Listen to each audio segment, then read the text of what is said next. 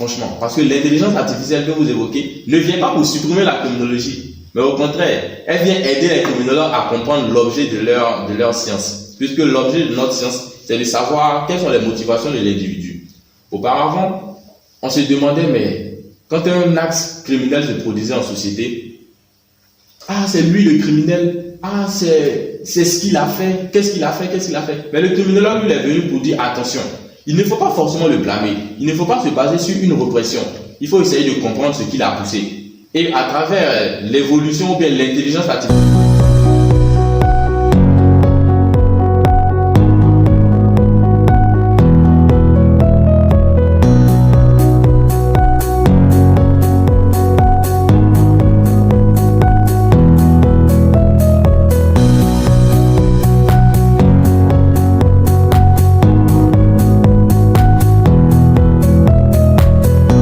Bonjour à tous, j'espère que vous allez bien. Alors bienvenue à notre deuxième podcast de l'année 2026. Je suis avec M. Siandou Ouattara, président de l'Organisation des criminologues d'excellence Côte d'Ivoire. On va aborder la question de la criminologie, un métier qui date de la vieille école avec l'évolution de la technologie. Doit-on parler encore de criminologie? Est-ce adapté à nos réalités du XXIe siècle? Tout l'objet de notre podcast aujourd'hui sera encore une fois de plus égayé avec M. Siandou Ouattara. Bonjour monsieur. Bonjour monsieur Yann. Ça va bien? Oui, tout va bien. Et toi-même? Super. Bonne année. Bonne année. Bonne année. Plein succès dans votre organisation. Ça se passe bien? Oui, merci beaucoup. Oui, tout se passe bien pour l'instant. L'année vient de débuter et nous préparons même notre assemblée générale constitutive qui se tiendra très bientôt. Ok, d'accord, super. Donc vous êtes en train d'établir tous les moyens nécessaires pour bien démarrer l'année 2026. C'est ça. D'accord, ok, super. Alors, comme je vous l'avais dit, on va parler de la question de la criminologie. Parce que souvent, on a l'habitude de voir avec l'évolution de la technologie, l'IA est un domaine important aujourd'hui. Est-ce que ces métiers qui datent de la vieille époque, surtout enseignés dans nos universités, sont encore d'actualité? Est-ce qu'il ne faut pas passer un autre cap, essayer d'évoluer et puis se référer à ces outils qui sont quand même importants?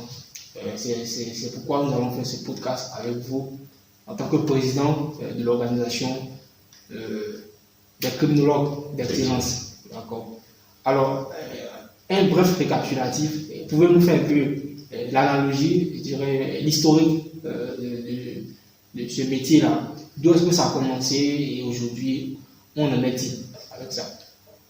D'accord. Bon, pour faire un bref récapitulatif de l'histoire de la criminologie. Salut nos internautes. Déjà, il faut savoir que la criminologie est une science. Contrairement à ce que les gens pensent, c'est une science. C'est comme un peu les mathématiques, la science physique, l'anglais que vous apprenez, même tout ça, c'est une science aussi. Donc la criminologie est née dans les années 1800, au 19e siècle, en Italie, à travers 3 auteurs. Premièrement, le père fondateur même de la criminologie s'appelle Cesare Lombroso.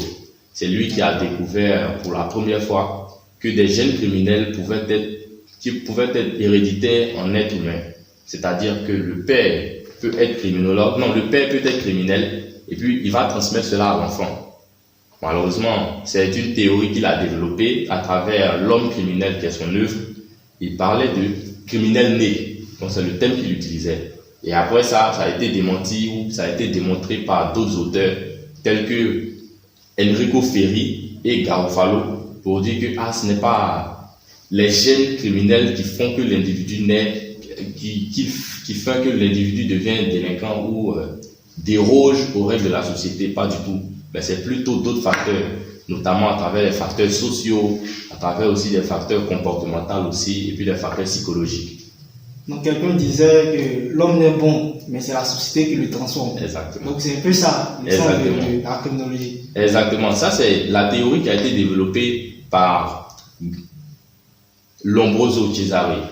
Donc lui, quand il a mené ses recherches sur la criminologie, il cherchait les gènes de la criminologie. Non, les gènes du crime en fait. Il s'est dit que pourquoi est-ce que tel individu pose des actes criminels alors que l'autre ne le fait pas? Et c'est à partir de là, tenez-vous-en bien, il a à quelque part, on va dire, pour ne pas heurter la sensibilité des autres, décapité la tête de 350 criminels prisonniers. Waouh! C'est-à-dire que c'est ça. C'est-à-dire que quand il décédait, puisqu'il était médecin légaliste, en plus d'être criminologue, quand les criminels décédaient, il cassait leur tête, il vérifiait à l'intérieur ce qui se passait. Ah bon? Bien sûr. Ça, c'est son métier de médecin qui l'a emmené à faire toutes ces recherches-là. Et donc, à travers ces 350 têtes, il a découvert que plus de la moitié... À cette époque, la loi autorisait de décapiter tous ces... C'était des décédés. C'est-à-dire quand le criminel... Oui, mais même s'il est décédé, on n'est pas obligé de casser sa tête. Bien sûr. Pas... Bien sûr. Mais c'est son travail en tant que médecin légaliste. Donc la loi l'autorisait à faire ça. En ce moment, oui. En Europe, c'est ça. En Europe, c'était autorisé, puisque c'était en Italie que cela se produisait. Donc, il vérifiait dans la tête de ces criminels-là ce qui se passait, l'activité criminelle qui était dans leur tête. Il s'est dit, mais attends, pourquoi est-ce que lui pose les actes criminels? Et il en est venu à la conclusion que ces personnes-là naissaient avec les gènes criminels en eux. Et donc, à partir de là, malheureusement, le point négatif qui a été de son analyse, c'est de dire que toutes ces personnes-là, ou bien tous les criminels qui vont naître sur la terre, sont forcément nés avec des gènes. Alors que pas du tout. D'autres criminologues ont évolué dans le temps, ils n'ont pas fait forcément la même expérience que lui, mais qui se sont basés sur des faits et des activités beaucoup plus importantes aussi, telles que les facteurs psychologiques, les facteurs sociologiques, les facteurs environnementaux, pour dire que ce n'est pas parce que l'individu naît criminel. Non, l'individu ne naît pas forcément criminel. C'est en plus de ses motivations personnelles, mais aussi de facteurs environnementaux. Parce que s'il n'est pas encouragé, ou bien s'il n'y a pas un facteur environnemental à côté de lui, il ne va pas passer à l'acte. Par exemple, moi j'ai envie, par exemple, je ne vais pas dire n'importe quoi, mais si j'ai envie d'attaquer une banque, par exemple, mais que l'occasion ne se présente pas, devant la banque, il y a un militaire, il y a un vigile, il y a tout un prototype de sécurité, forcément ma motivation va partir. Parce que je ne vois pas l'occasion de passer à l'acte. Donc les facteurs environnementaux m'ont empêché. Et donc c'est à partir de là que d'autres criminologues sont nés et puis ils ont commencé à développer ce genre de théorie pour dire que l'individu passe à l'acte à travers 3 facteurs, notamment les facteurs sociologiques, psychologiques et environnementaux. C'est lorsque ces 3 facteurs sont réunis que l'individu passe à l'acte. Et donc cela a vu une évolution par rapport à la théorie que développait Lombroso, qui est le père de la criminologie. Lui, il disait que l'individu est criminel parce qu'il est né criminel. Ses parents avaient les gènes criminels en eux. Alors que ce n'était pas une très bonne théorie. Donc, c'est un peu l'histoire de la criminologie. C'est un peu de là que la criminologie est née, à partir du 19e siècle, c'est-à-dire dans les années 1800, pour évoluer jusqu'à 2025. D'accord, Donc, on se rend compte que l'acte criminel, en gros, c'est quelque chose d'assez poignant. Et on se rend compte que l'individu en question ne répond pas immédiatement dans ce contexte-là. Il y a des facteurs qui rentrent en ligne de compte, qui nous démontrent effectivement que l'individu commet un crime. Voilà. Donc il y a tous ces facteurs, il y a le facteur social, il y a l'environnement. Donc c'est en gros, il faut tirer de ces facteurs-là pour pouvoir comprendre réellement si l'individu en question commet un crime. D'accord, ok. Alors, on va évoluer.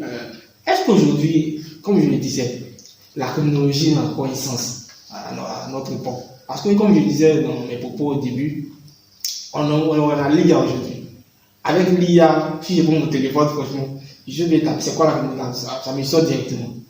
Est-ce qu'on doit encore enseigner ça dans nos établissements? D'accord. La question de savoir si la criminologie a toujours ou bien a encore son sens dans notre société est une question assez intéressante quand même, parce qu'on la pose beaucoup. Et bon, je ne suis pas expert en criminologie, je n'ai pas encore mon master, mais je vais essayer de répondre à cela. Il faut préciser que le facteur criminel, ou bien le crime même dans la société, est un fait qui est normal.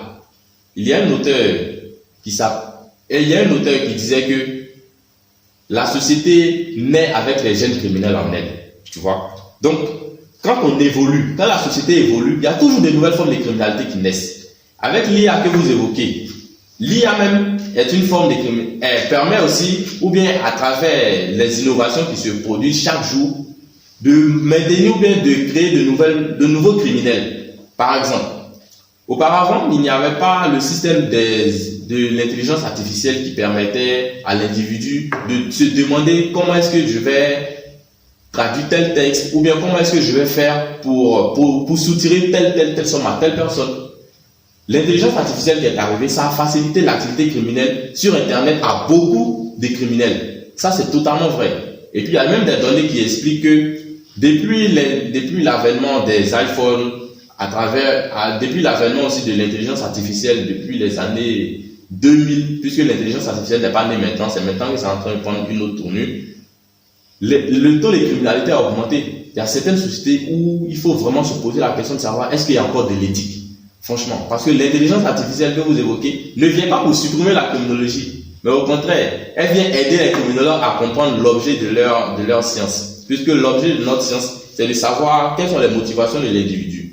Auparavant, on se demandait, mais quand un acte criminel se produisait en société, c'est lui le criminel, c'est ce qu'il a fait, qu'est-ce qu'il a fait. Mais le criminologue, lui, est venu pour dire, attention, il ne faut pas forcément le blâmer. Il ne faut pas se baser sur une répression. Il faut essayer de comprendre ce qui l'a poussé. Et à travers l'évolution ou bien l'intelligence artificielle que vous évoquez, ou bien les nouvelles technologies, l'individu criminel auparavant apprend à innover. Il apprend à savoir que, auparavant, voici ce que j'avais fait. Et c'est grâce à ça qu'on m'a attrapé. Désormais, je suis beaucoup plus rodé qu'auparavant. Donc, je vais utiliser l'intelligence artificielle qui vient d'arriver là, lui poser des questions de façon subtile, les contourner pour ne pas... Pour essayer de passer ces règles de légalité. Donc l'IA n'exclut pas le métier, mais aide au contraire le criminologue à mieux travailler dans son métier. L'IA ne vient pas remplacer le criminologue, mais bien au contraire. C'est même le criminologue même qui outille l'intelligence artificielle à travers les données qu'elle va récolter sur le terrain. Puisque l'intelligence artificielle ne viendra pas vous demander combien de crimes s'est passé dans telle société de telle à telle date en tel lieu. C'est pas l'IA qui va venir le faire. Les chiffres noirs sont un fait réel. Les chiffres noirs, ce sont les données statistiques ou bien le taux de criminalité qui s'est posé dans une société en un lieu, mais qui n'a pas été enregistré par les services policiers ou bien de gendarmerie. Par exemple, quand vous, monsieur Yann, vous êtes criminologue expert, vous partez dans une société. Voilà, nous supposons que vous partez à Abobo derrière Rail. Vous prenez donc ce cercle de Abobo derrière Rail. Vous demandez à la population de 2019 à 2025 combien de crimes s'est produit ici. Et quand vous sortez ces chiffres, généralement vous les répertoriez et puis vous partez annoncer ça dans le journal pour dire de 2019 à telle date, voici ce qui s'est passé. C'est des preuves statistiques. Voilà, donc ça c'est des preuves statistiques. Mais quand le criminologue il va sur le terrain, il pose des questions beaucoup plus intéressantes. Et à travers là, il commence à comprendre qu'il y a des taux ou bien il y a des chiffres qui n'ont pas été prélevés par les services de journalisme ni par la police aussi. Et donc c'est ce qu'on appelle le taux de chiffre noir, c'est-à-dire les crimes qui n'ont pas été annoncés ou bien qui n'ont pas été dénoncés dans le commissariat. Généralement, ce que font les journalistes, c'est de partir demander au commissariat combien de plaintes ont été enregistrées ici, combien de violences sur les femmes ont été répertoriées ici, combien de plaintes ont été posées, etc. etc. Oui, mais il faut des données quantitatives. C'est vrai. Mais là, ce n'est pas tous les crimes qui sont dénoncés. Est-ce que tous les crimes sont dénoncés à la police? Est-ce que tous les crimes sont dénoncés à la gendarmerie? Et donc, ces crimes-là qui ne sont pas dénoncés, mais qui sont cachés, sont les chiffres noirs, ce qu'on appelle en criminologie des chiffres noirs de la criminalité. D'accord. Et donc, le criminologue, à travers les intelligences artificielles et les produits et les nouvelles technologies, il permet de comprendre aussi tout ça et de pouvoir les analyser. Donc, comprendre la cybercriminalité, comment est-ce qu'on peut travailler sur cette question-là, et puis aussi, à travers aussi, perfectionner l'étude statistique du taux de criminalité. Donc, tout ça aussi sont des outils qui aident le criminologue dans le sens de son travail. Ok, super. Donc, on comprend que l'IA aujourd'hui aide le criminologue à mieux exercer son travail. D'accord, pas de souci. Comment est-ce que le criminologue se déploie dans le cadre d'une enquête? Lorsqu'il y a une enquête criminelle, comment est-ce que le criminologue intervient? D'accord. Il est vraiment important de signifier que le criminologue est différent de l'enquêteur. D'accord, ok. Le criminologue, il est différent. Il y a une différence entre l'enquêteur et le criminologue. Totalement, c'est totalement différent. C'est même pas le même corps de métier. C'est quoi la différence? L'enquêteur, on va dire, par exemple, en droit, on parle de juge d'instruction. Donc le juge d'instruction peut-être qu'il est différent du criminologue, je n'en sais pas grand-chose, hein, puisque je suis pas juriste de formation, mais l'enquêteur, c'est quelqu'un qui mène des enquêtes, il mène des instructions. Il va sur une scène de crime et puis il essaie de répertorier un certain nombre d'éléments qui lui permettra de faire son étude. Donc ça, c'est l'enquêteur. Le criminologue, lui, quand il va sur une scène de crime, il dit, ok, qui est le criminel? Qui est la victime? Quelles sont les circonstances qui ont poussé le criminel à passer à l'acte? Pourquoi lui? Dans une famille, dans la famille Kwame par exemple, pourquoi c'est le grand frère qui est passé à l'acte et pas le petit frère? Qu'est-ce qui a fait que lui, il était là à tel lieu, en telle circonstance? Et donc le criminologue commence à se poser les questions véritables sur la motivation du criminel. Il ne se base pas sur lui pour le réprimander ou bien pour le dénoncer à la police, pas du tout. Mais il essaie de comprendre sa motivation personnelle. Pas de le défendre, mais de comprendre d'où est-ce que le crime est né. Quels sont les facteurs? Et c'est à partir de là qu'on comprendra que le criminel qui a posé tel acte ou bien qui vient de violer telle fille, auparavant quand il était plus petit, il y avait des servantes qui tournaient autour de lui, qui faisaient certaines choses. Donc ça l'a habitué à une certaine forme de sexualité incontrôlée. Donc il ne contrôle pas sa sexualité. Du coup, il y a des gènes de violeurs qui naissent en lui. Et donc il n'a pas encore atteint l'âge d'avoir une petite amie, mais malheureusement il se presse trop. Et donc ça fait que ces pulsions-là ne sont pas contrôlées. Et donc le criminologue, quand il va sur le terrain, ou bien quand il va mener ses instructions, ses enquêtes, il essaie de comprendre tout ça, tous ces facteurs-là aussi, et puis de les déterminer. Non, mais vous avez parlé de l'environnement. Au début, dans vos propos, vous avez dit que l'environnement est un facteur important. Ce qui crée aujourd'hui les crimes, parce que l'environnement dans lequel le citoyen vit peut engendrer des crimes. Et c'est par là que je comprends aussi votre développement tout à l'heure. Parce que quelqu'un qui naît dans un environnement où il y a assez de filles, on va rester dans le cas dont vous avez pris, assez de femmes, et qui se retrouve après, à 15 ans, 17 ans, déjà la sexualité a déjà pris de l'ascendant dans sa vie. Donc on peut comprendre que c'est parce qu'il a vécu dans un environnement où il y avait assez de femmes qu'il se retrouve par là complexé ou bien non, si je comprends bien. Non, on ne peut pas. Encore une fois de plus, je souhaite souligner que on ne cherche pas à comprendre le crime qui a été posé, mais on cherche à comprendre la motivation personnelle qui a poussé le criminel à passer à l'acte. Ça c'est le rôle du criminologue. Ça, c'est le rôle du criminologue. Maintenant, l'individu a grandi dans un environnement où il y avait énormément de filles. Il était dans un milieu où il ne se promenait pas avec ses amis garçons. Beaucoup de fois, il marchait avec les filles. Donc, un jour, il a attrapé une de ces filles-là. Il lui a commis un acte de viol. Et puis, il essaie d'expliquer ça par le fait que c'est parce qu'il a grandi avec des filles. On ne l'a pas donné une chance de marcher avec des garçons. Là, c'est pas un criminel. C'est même pas un criminel même qui prend ou bien qui se base sur les motivations du criminologue. Le criminologue ne se base pas sur cet aspect-là. Ça, c'est totalement erroné.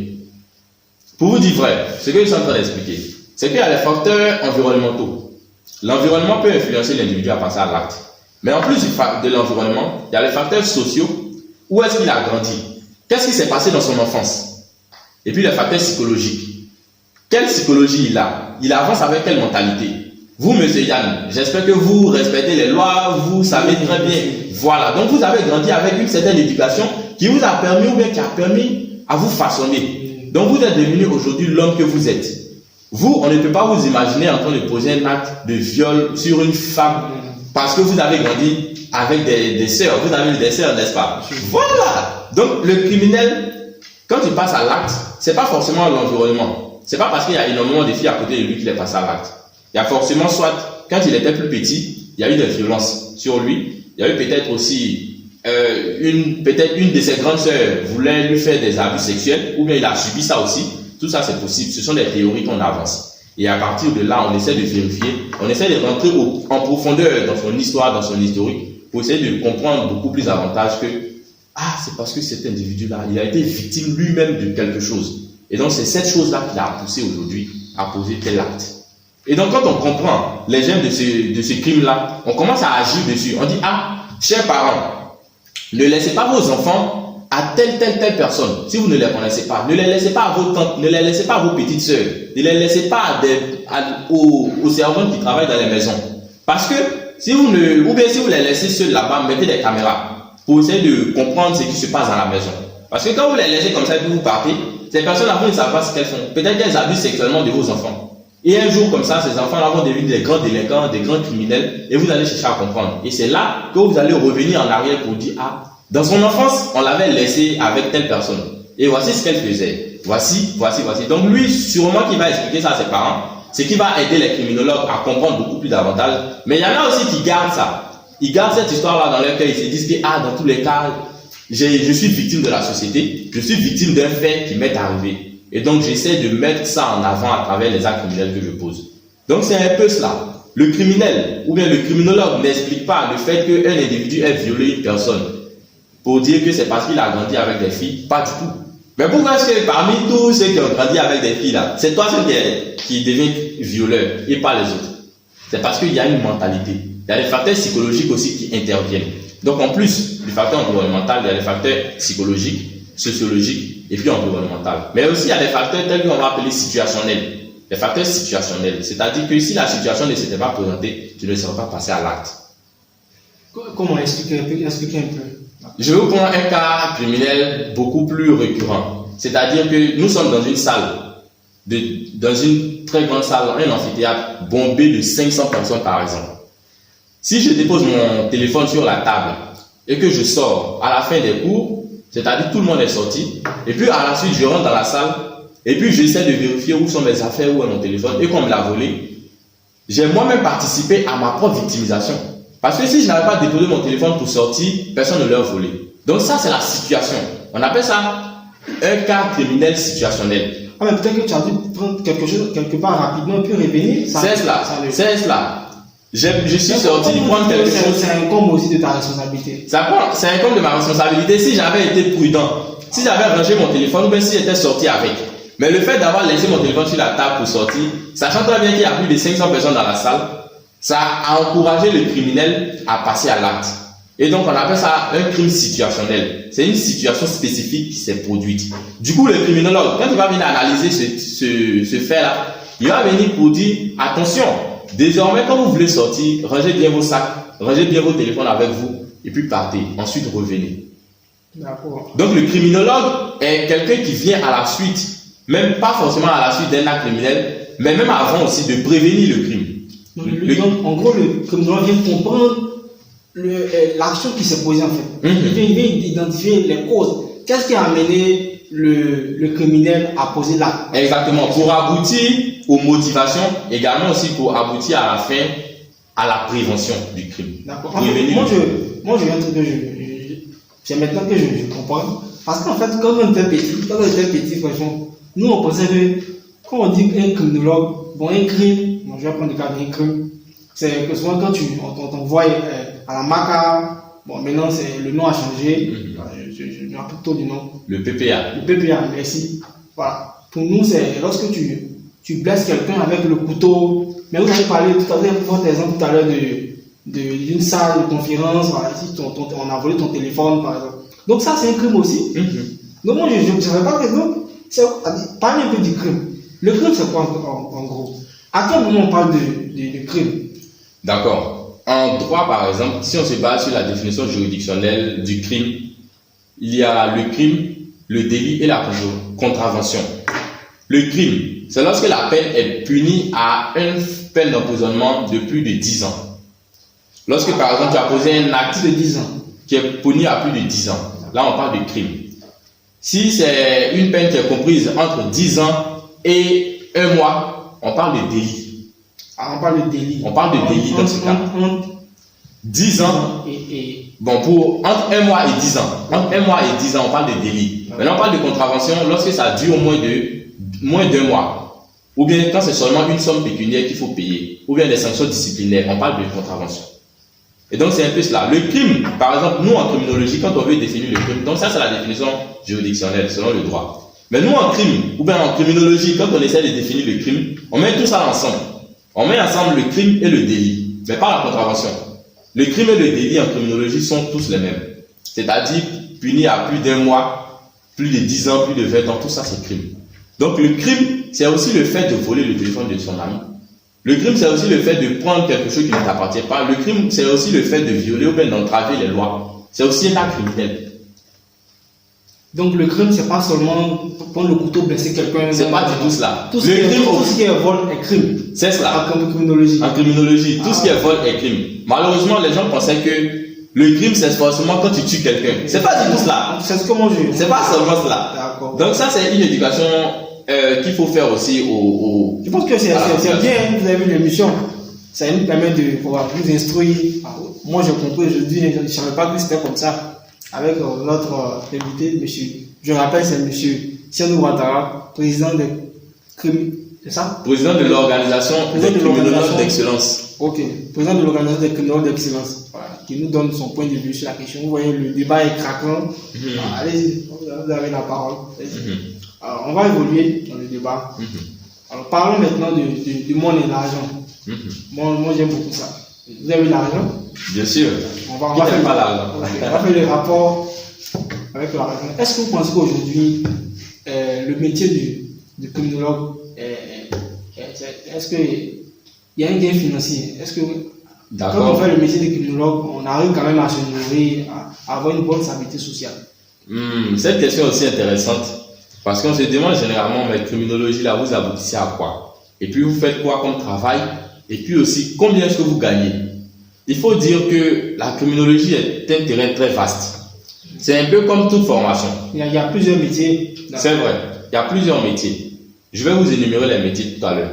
Mais il faut comprendre que la criminologie est un terrain très vaste. Et aujourd'hui, avec le monde en mutation, comme vous l'avez signifié, avec l'innovation, l'IA, les gens se remplacent beaucoup. Il y a des métiers qui sont amenés à disparaître, il y a des métiers qui sont en train d'être transformés. La criminologie est un métier qui doit être transformé à travers l'intelligence artificielle. Pas du tout, il n'est pas amené à disparaître. Il doit être transformé. Donc, avec les nouvelles formes de technologies qui naissent, les nouveaux postes qui naissent, par exemple, le criminologue, quand il finit sa formation, il peut devenir soit professeur en criminologie.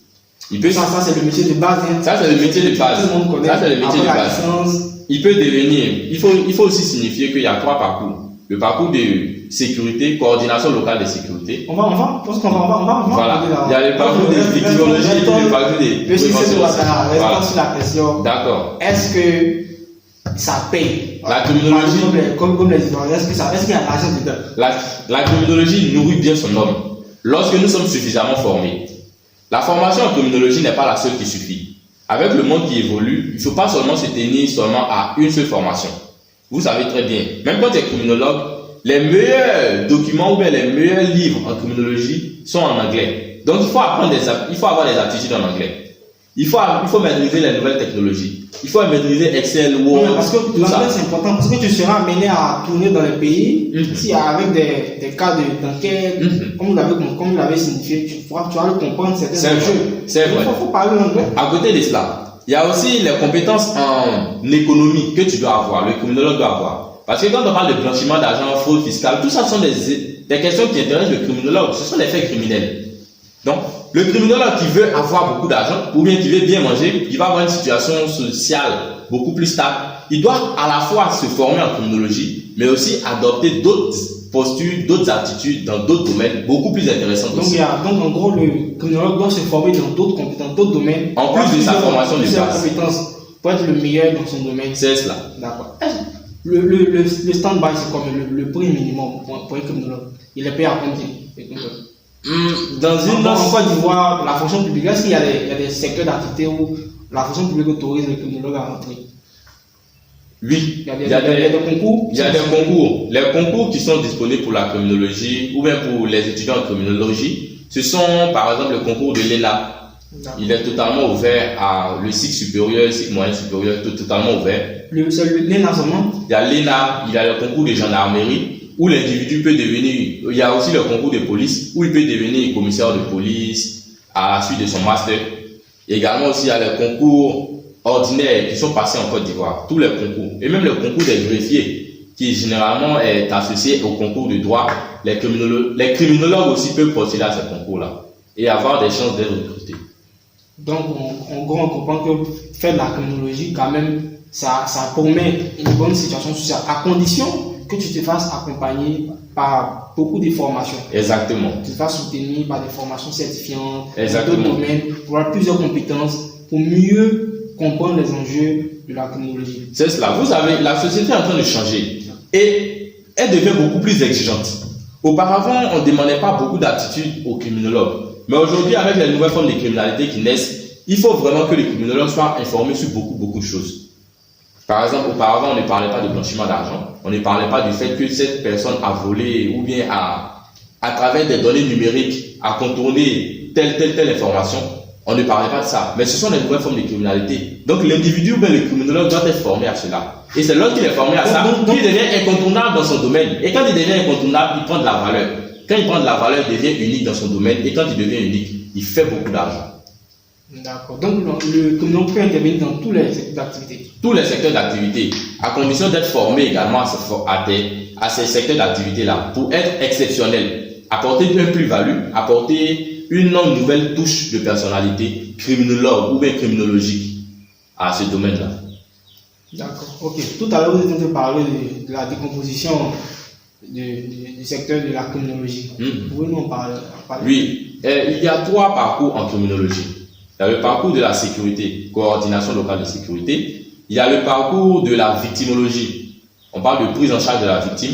Et puis il y a le parcours de la réinsertion sociale. En sécurité ou en coordination locale de sécurité, on parle de méthodes de prévention d'actes criminels dans une société. Comment est-ce qu'on peut mettre en place des méthodes de sécurisation d'un secteur, d'une communauté ou bien d'une localité. Et donc, comment est-ce qu'on peut coordonner la sécurité dans un domaine ou bien dans une localité. À côté de cela, il y a la réinsertion sociale. C'est-à-dire que lorsque l'individu qui a commis l'acte criminel est parti en prison, quand il ressort, qu'est-ce qu'on doit faire pour lui? Ou bien, étant même en prison, comment est-ce qu'on peut travailler de sorte à ce que quand il va ressortir, il devienne un citoyen nouveau, un citoyen résocialisé. Et donc le criminologue, ça l'intéresse. Il se dit que, étant même en prison, il faut que le criminel apprenne un petit métier. S'il n'a pas eu la chance d'aller à l'école, c'est sûrement l'ennui qui l'a emmené à poser l'acte criminel. Puisque même Voltaire le disait, l'ennui mène à 3 vices. Le manque de travail mène à 3 vices. L'ennui, le vice et le besoin. Et donc l'individu, quand il est confronté à ces trois vices-là, il passe à l'acte. Généralement, c'est ce qui se passe.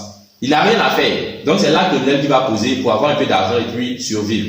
Donc cet individu-là, il faut le resocialiser à sa sortie de prison. Comment faire? En le faisant apprendre quelque chose. Soit le fait de coudre des habits, le fait de coordonner des chaussures, etc., etc. Donc arranger quelque chose. Il faut le rendre utile à la société en quelque sorte. Et le dernier parcours, c'est la prise en charge de la victime. Lorsque l'acte criminel se pose, malheureusement, généralement, on a tendance à penser au criminel. On se dit, mais attends, lui, il a posé cet acte, on veut le réprimander. Même ce que le législateur n'a pas écrit dans le code pénal, c'est ça même qu'on veut lui donner. Des fois, il y en a qui disent, donnez-lui la peine maximale. Non, mais ça, c'est... Tuez-le. Il a posé tel acte, un acte très atroce. Ça, c'est la société. C'est comme ça que la société réagit, à travers les émotions. La criminologie ou bien les criminologues sont des acteurs scientifiques. Ils se basent sur des faits scientifiques. Donc pour eux, il ne faut pas blâmer seulement le criminel. Il faut aussi comprendre la motivation qui l'a poussé là, mais également aussi se concentrer sur la victime. Parce que oui, vous oubliez malheureusement la victime, celle qui subit le drame, celle qui subit les crimes. Donc il y a des acteurs criminologues qui sont appelés dans le domaine de la prévention du crime ou bien dans le domaine de la prise en charge de la victime à s'intéresser à ces questions-là. Généralement, on les retrouve dans les organisations non gouvernementales, dans les entreprises, dans les orphelinats aussi, et également même dans les prisons, afin d'accompagner la victime qui a subi l'acte criminel. Donc justement, pour ces personnes, ces citoyens, on va le dire comme ça, qui ont commis des actes criminels, qui reviennent dans la société, comment est-ce qu'on les essaie?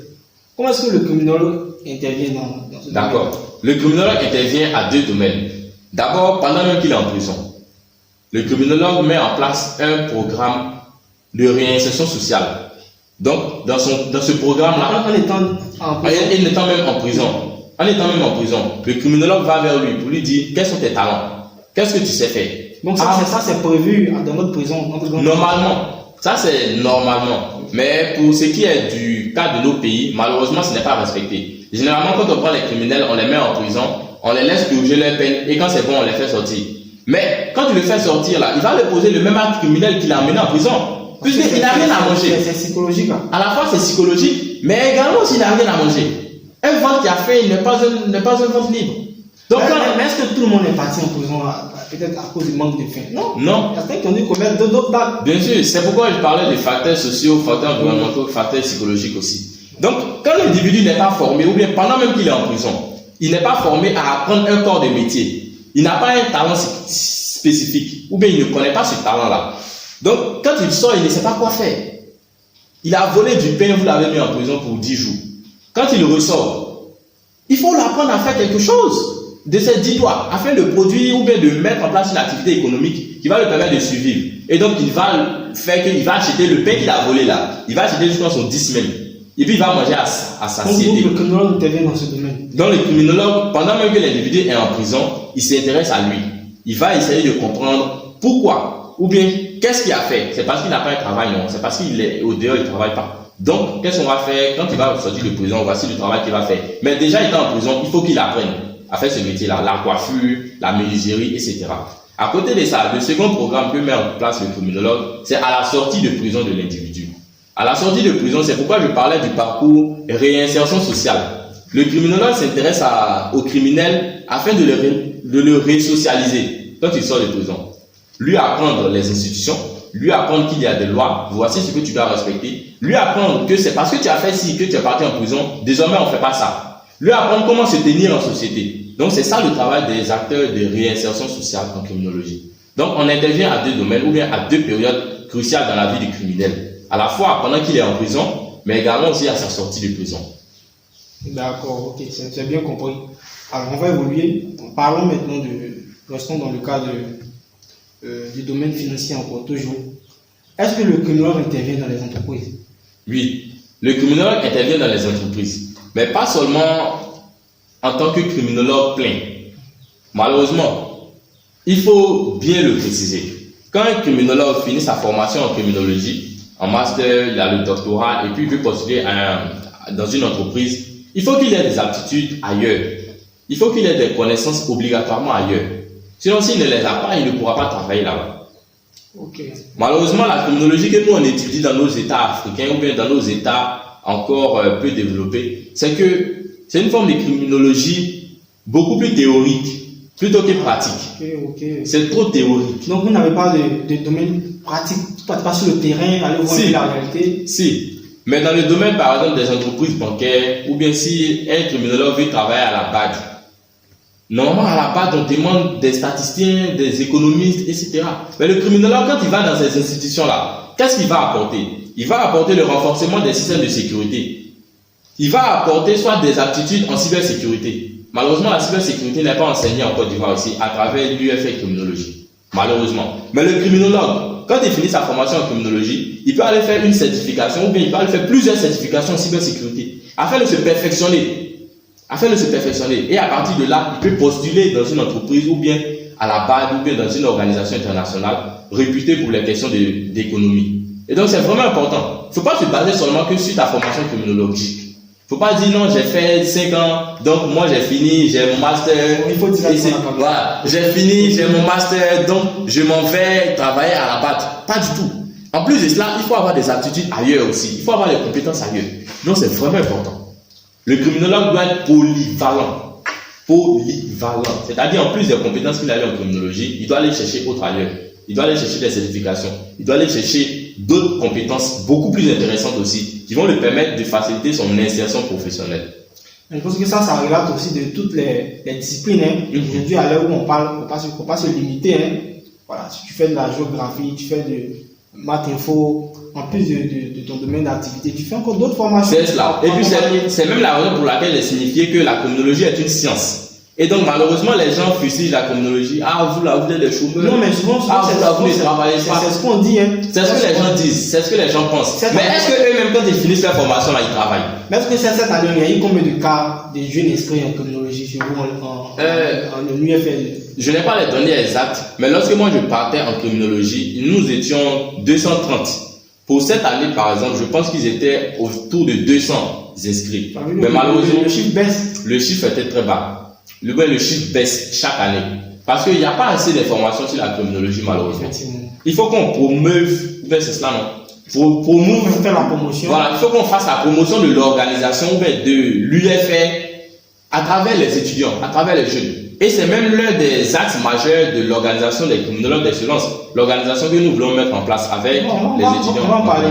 Vous ne Voilà. pas, monsieur. Donc c'est un peu cela. Il faut qu'on aille vers les étudiants ou vers les élèves de terminale, première, qui sont presque à la fin de leur cycle secondaire, pour leur expliquer en quoi est-ce que la criminologie c'est bien.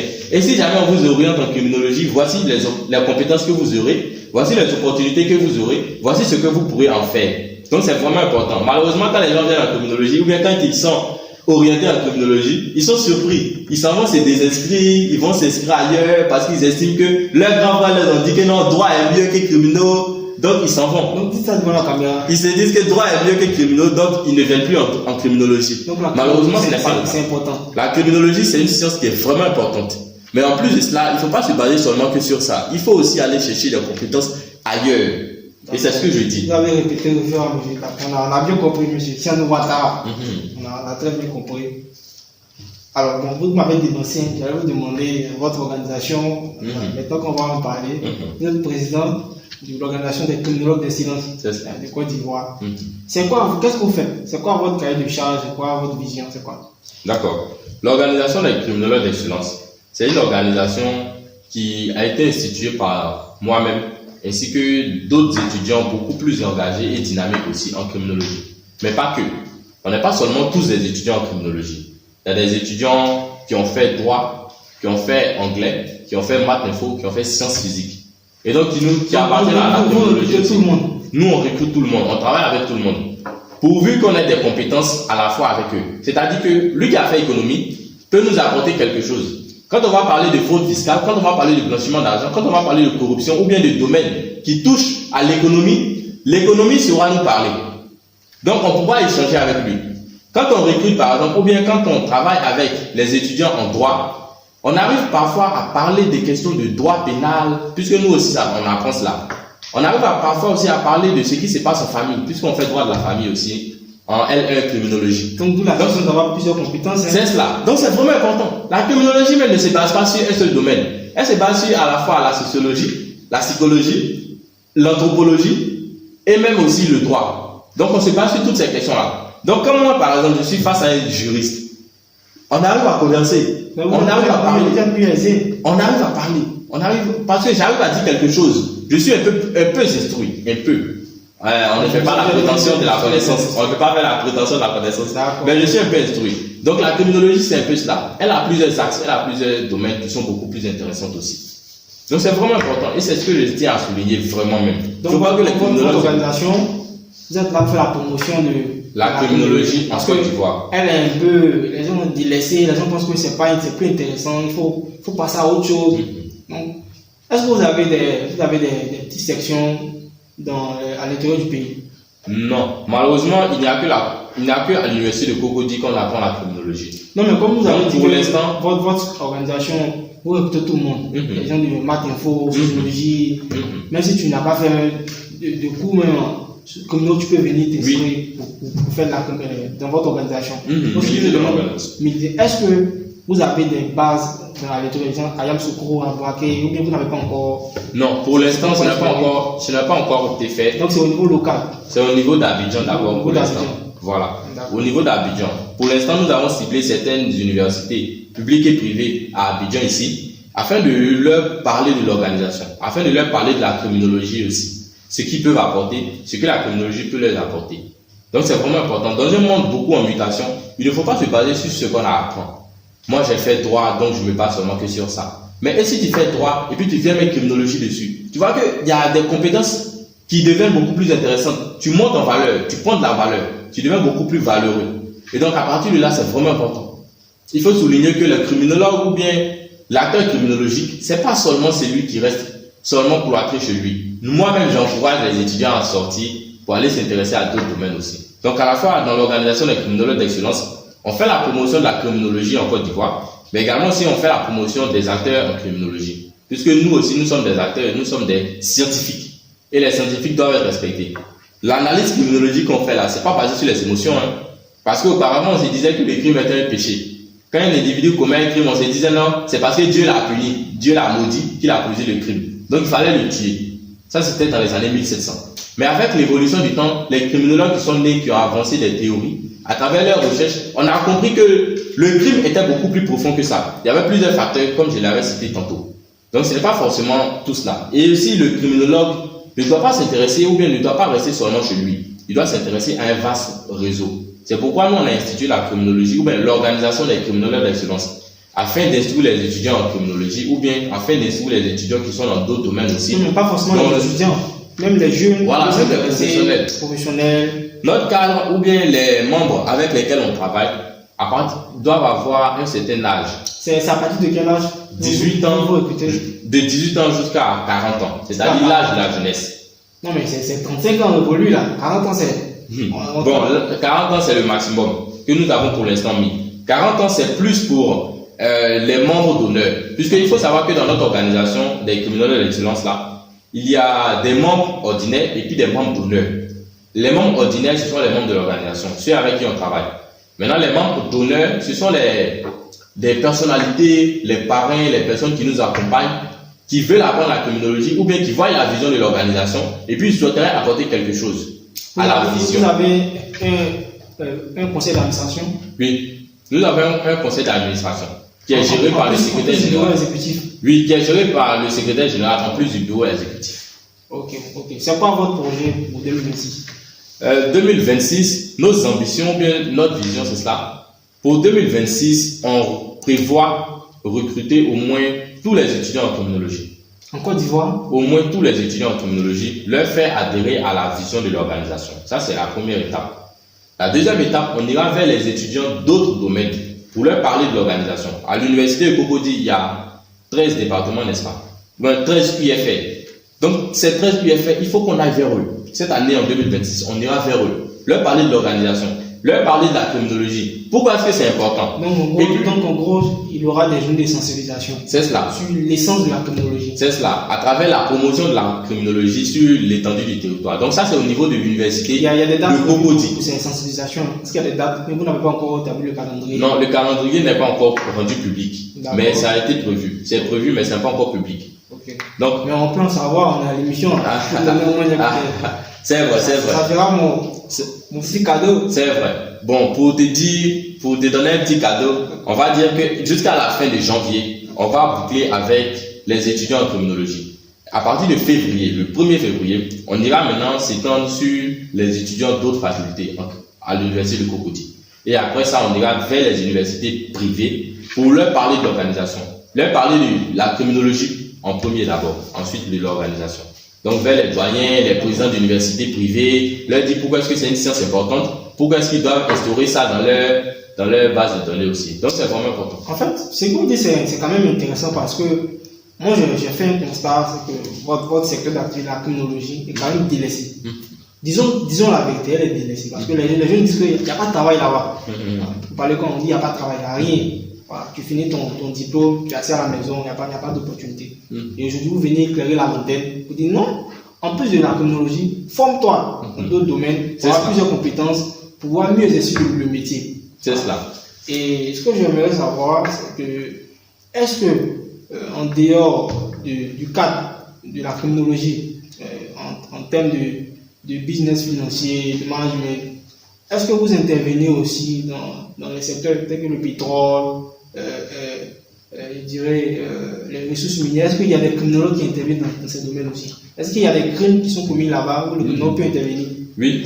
En fait, il faut savoir que partout où il y a un crime, ou bien partout où dans toute société où il y a des hommes, il y a un crime. Ah, ok. Les crimes se produisent là-bas. Et le crime aussi, c'est parfois les fraudes fiscales, le détournement de fonds publics, le détournement des deniers publics, le blanchiment d'argent, tout ça. Donc tout ça, ce sont des facteurs, ce sont des crimes. Okay. Tout ce qui est crime intéresse le criminologue. Il veut être là-bas, il veut comprendre. Et puis il veut poser des actions de prévention et de resocialisation des criminels plutôt. Okay. Donc tous ces domaines-là sont des domaines qui intéressent le criminologue. Il est là-bas en constant mouvement et puis il travaille avec eux. Il travaille en coordination avec eux, il essaie de leur comprendre, il essaie de travailler avec eux. Après les journées de sensibilisation, vous avez d'autres programmes prévus? Oui, à part les journées de sensibilisation, j'ai dit que le programme n'est pas encore rendu public, mais après les journées de sensibilisation, il y aura aussi des mouvements d'intégration dans l'organisation. Donc on ira vers eux, leur parler de l'organisation, comment est-ce qu'ils peuvent apporter quelque chose à notre science, comment est-ce que la science peut eux aussi les apporter quelque chose. Donc, en plus de la sensibilisation, il y aura des activités terrain aussi. Beaucoup plus impactantes. Je n'en dirai pas plus malheureusement puisque le programme n'est pas encore rendu public. D'accord, vous rêvez d'être un grand criminologue à ce que je vois. D'accord, ok. Alors on va évoluer sur la question. Est-ce que la criminologie aujourd'hui intéresse les jeunes? Quand vous constatez dans notre champ d'action en Côte d'Ivoire, est-ce que la criminologie intéresse les jeunes? Est-ce que la criminologie intéresse les jeunes? Non. Pourquoi? Directement, je dis non. La criminologie n'intéresse pas les jeunes. Pourquoi ça ne les intéresse pas? Parce qu'ils ne sont pas cultivés à cette science-là. Ils ne savent pas ce que c'est. Malheureusement, même ceux qui ont fait la criminologie, ou bien les seuls, ou bien le petit quota d'étudiants qui ont étudié la criminologie, ne sont pas un modèle. Auparavant, il y a une organisation, un syndicat qui existait sur l'université, je vais taire le nom, mais qui ne faisait pas très bonne image de la criminologie. Donc quand tu parles de criminologie, on te fustige avec cette organisation en même temps. On te dit, ah c'est ça que tu faisais, c'est ça que vous faisiez. Mais maintenant qu'il n'y a plus ça, des criminologues modèles sont là. Nous, étudiants en criminologie, on a décidé, ou bien on a pris l'acte de continuer à travailler et de revaloriser notre science, de revaloriser l'image de notre organisation, non, de notre UFR plutôt, de notre science. Donc c'est vraiment important. La criminologie n'intéresse pas les étudiants ou bien les jeunes en Côte d'Ivoire parce qu'ils ne sont pas vraiment instruits sur ce que ça peut leur apporter.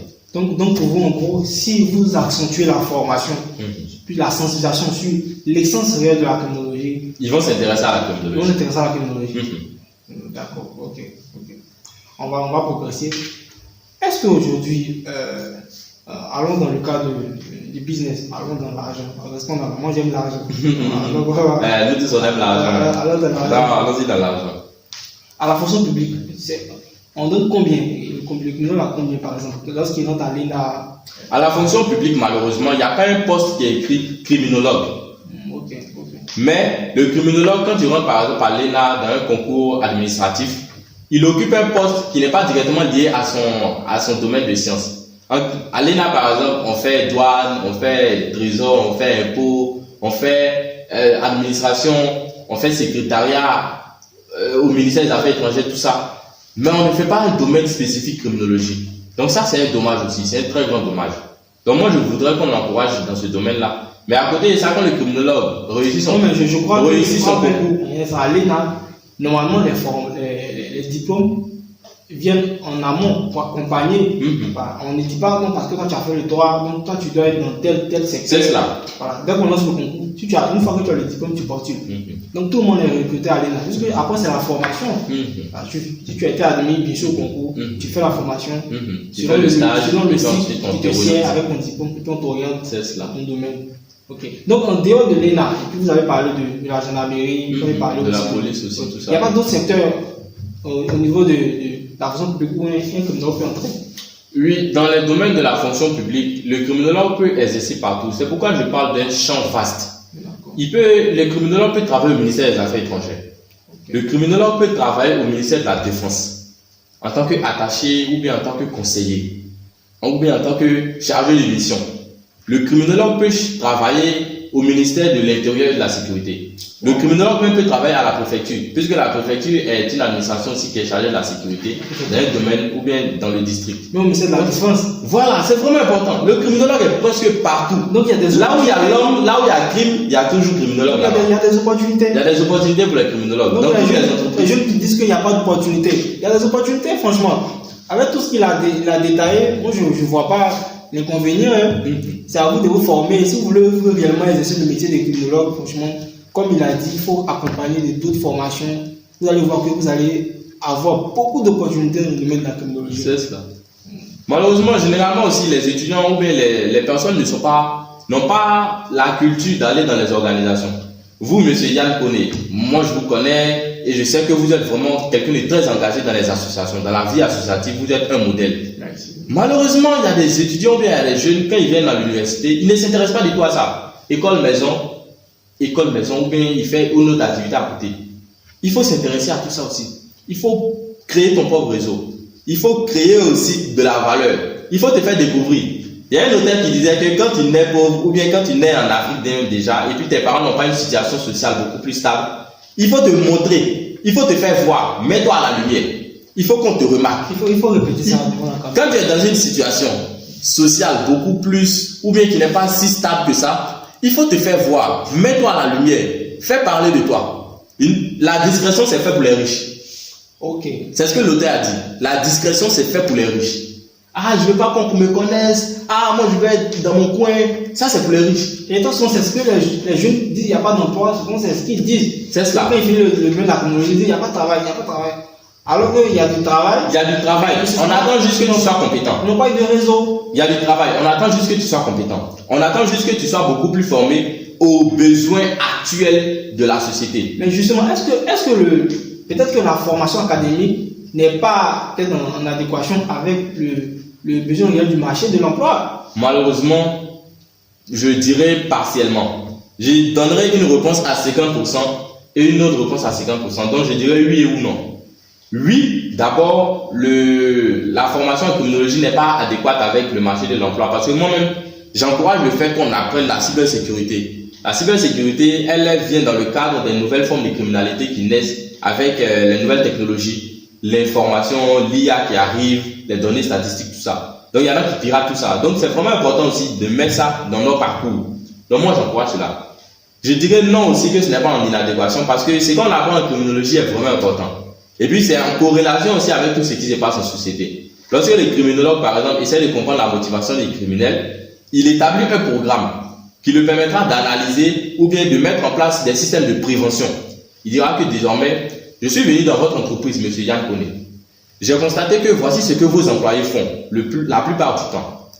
Attention, si ça continue, voici ce qui va arriver à votre entreprise. Elle ne va pas forcément faire faillite, mais ça va induire votre personnel administratif ou même votre personnel de travail à frauder, à poser tel acte. Du coup, voici l'acte qu'il faut poser pour essayer de contourner cela. Donc, quand le criminologue il prévient ce qui va arriver. C'est cela. Il fait la prospective en fait. Tout le travail du criminologue, c'est la prévention. Okay. Il prévient, soit avant que l'acte ne soit posé, ou bien soit après, pour essayer de réparer, à travers quoi une leçon à tirer. Quelle leçon est-ce qu'il faut tirer de l'acte criminel qui s'est posé? Désormais, voici comment il faut agir, voici comment il faut faire, voici ce qu'il faut faire, en quel lieu, en quelles circonstances. Donc le criminologue fait de la prospective. Ah, ça c'est bien, c'est bien. Le criminologue fait de la prospective. Et ça, c'est vraiment intéressant. D'accord. Bon, nous sommes au thème de l'émission. Hein. On a beaucoup c'est parlé. C'est vraiment intéressant. On a beaucoup parlé.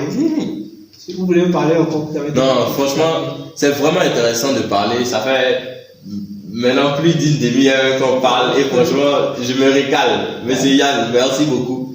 C'est un très bon podcast. Et puis, je tiens aussi à te féliciter pour l'initiative et la lumière que tu mets sur les jeunes.